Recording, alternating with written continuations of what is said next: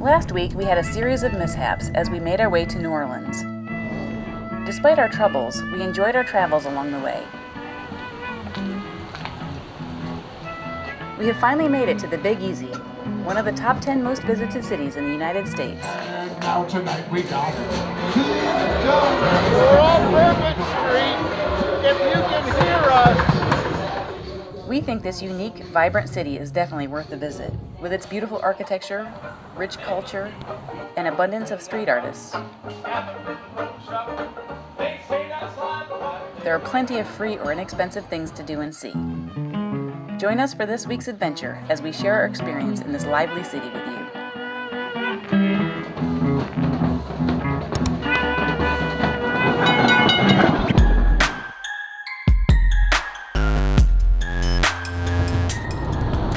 Nothing.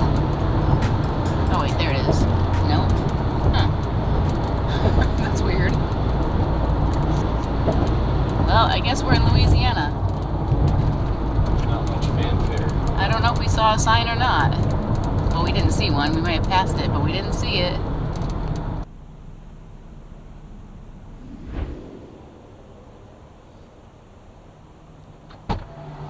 Well, I got a bunch of information.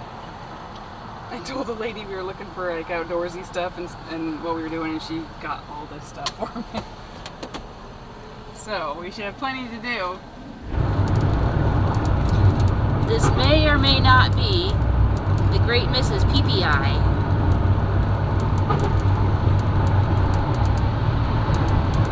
And there's New Orleans. We were so excited to finally get to the Big Easy. Point of order before we get started, we will most definitely butcher many names in this episode. Our apologies in advance. Oh, this is so cool.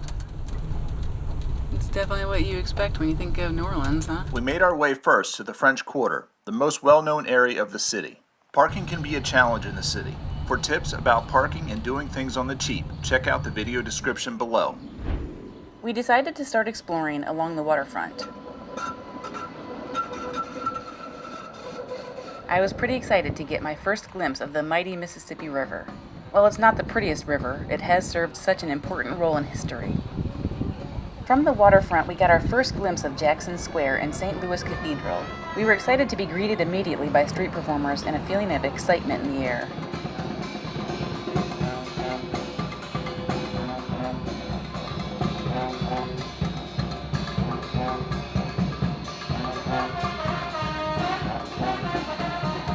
One of the first things we've been told we must do is get a beignet from the famous Café du Monde, but the line was crazy long, so we decided to try again later, after we'd explored a little more. In doing so, we discovered that you can actually see the beignets being made if you just walk around the back. It's estimated that they make around 30,000 beignets a day when they operate on their normal schedule.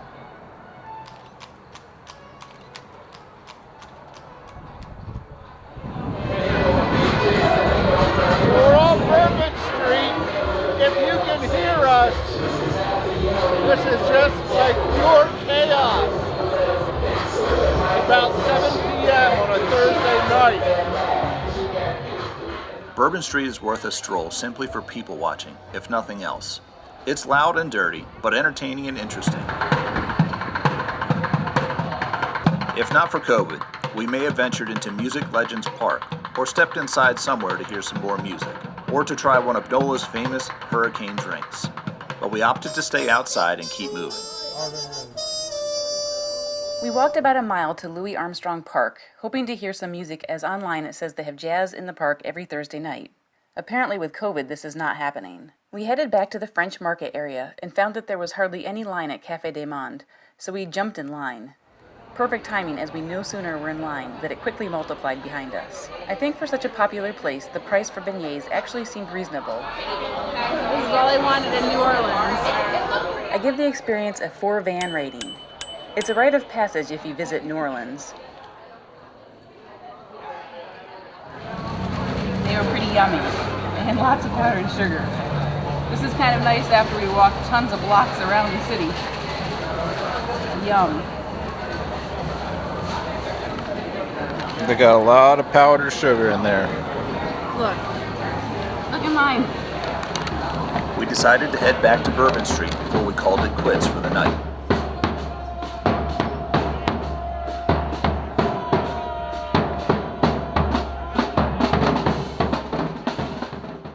a hard time finding an overnight spot we felt confident about in the city, so we decided to head to a Cracker Barrel a little over a half an hour away for the night. It's a new day in New Orleans, and we are now driving through City Park. I had no idea this was even here. It's a huge park. It kind of reminds me of... Take the next right onto Victory Avenue. Kind of reminds me of Golden Gate Park in San Francisco a little bit. The park has a whimsical feel with its oak tree-lined roads, Storyland area for kids, Storyland. a small amusement park with historical handcrafted carousel, museums, botanical gardens, small lakes and boat rentals, and so much more. And then we have the amusement park. City Park is one of the oldest parks in the country. It is 1,300 acres, about 50% larger than Central Park in New York City. It's a little over 3 miles from the French Quarter. It is so pretty here. It's so fun because it's like an unexpected surprise. We had no idea this park even existed. And then there's all this stuff here. It really reminds me of the Golden Gate Park in San Francisco with all the different things that are here. It was fun to see people doing their thing on a Saturday morning. Parents sipping coffee while their kids played, people walking and enjoying the beauty of the park, several people out for photo shoots, people exercising. It was a lovely place to relax and take in the sights.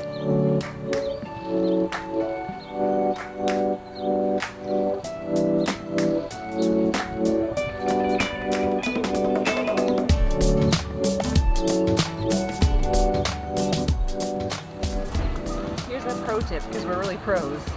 If you want a beignet from Cafe du Monde, come here at City Park. No long lines. In hindsight, I think I would have rather had a beignet at the Café du Monde location here for a more relaxing experience. A sunny, quiet morning in the park versus the chaotic, loud environment of downtown. After a couple hours in the park, we got on the road for a short drive to the Garden District. Audra wanted to see all the pretty houses and the unique and famous cemeteries popular to the area. We're now in the Garden District, parked right next to Lafayette Cemetery number 1. There's been some movies filmed here. It's a popular place. And this is where there's supposed to be lots of beautiful homes, so we're going to walk around and explore a little bit. New Orleans is known for its historic cemeteries and their distinct above-ground tombs due to the high water tables of the city.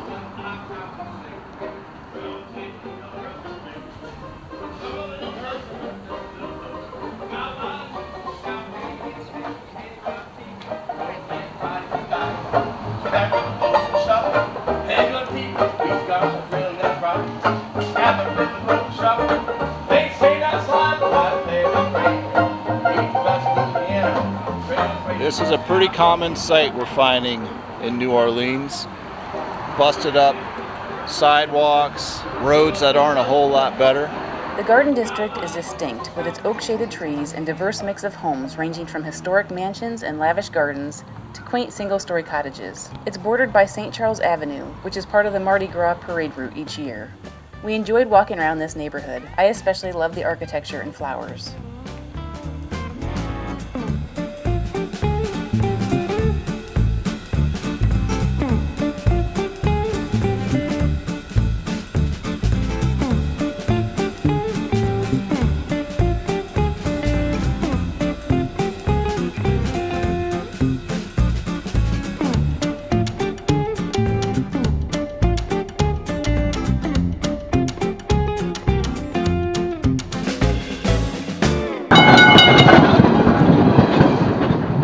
Streetcars provide a unique and affordable way to get around the city.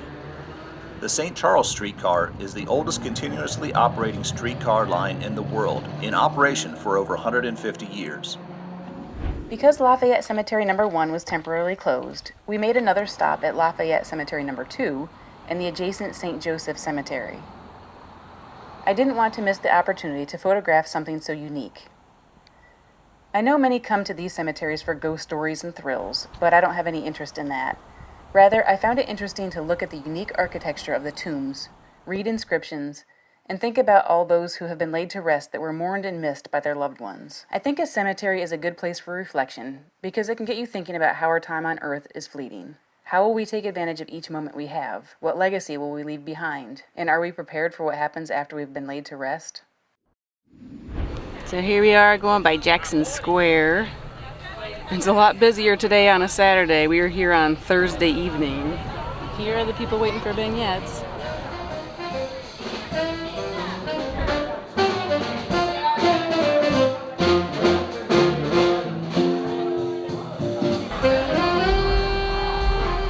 We are on Decatur Street. We just came from Frenchmen Street. Going to try a muffalata, or a muffalata, I don't know how you say it, but it's a famous Italian sandwich that was started right here in New Orleans at the little shop we're gonna go to. All right, here it is, we're gonna check it out, the muffalata. I like to try authentic food or foods that an area is especially known for. I enjoyed the experience of buying lunch at this little Italian grocery store because it looked like it had stayed the same for years. It was founded in 1906 by Salvatore Lupo, a Sicilian immigrant who was famous for creating the muffalata, and the store has been operated by the same family for 3 generations. According to the store's website, Central Grocery has been featured on PBS, Thrillist, USA Today, and Huffington Post, among many other media outlets. The original. Oh yeah.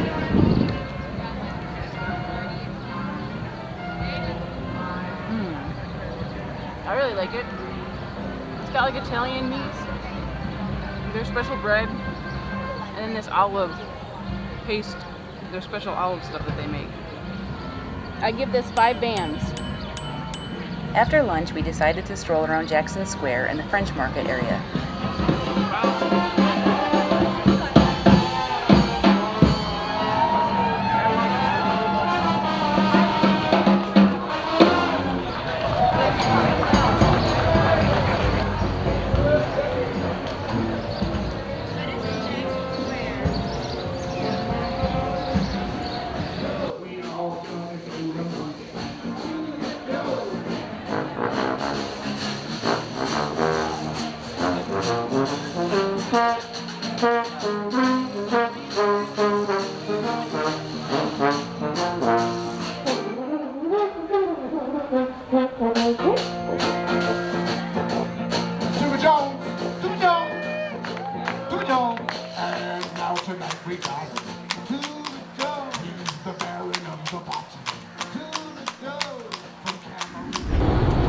So how would you rate New Orleans? New Orleans is a lot of fun. I think once you figure out the streets and navigate, especially parking, once you get that mastered, a lot of neat architecture, a lot of neat people watching, a lot of fun things to see and do. Of course, the food is good too. I'd give it, I think the parking for me is what knocks it down a little bit, so I'd give it a 4 out of 5. And I think I would agree with the 4 vans. Parking can be a little challenge, and if you don't get on-street parking, the parking lot prices are ridiculous.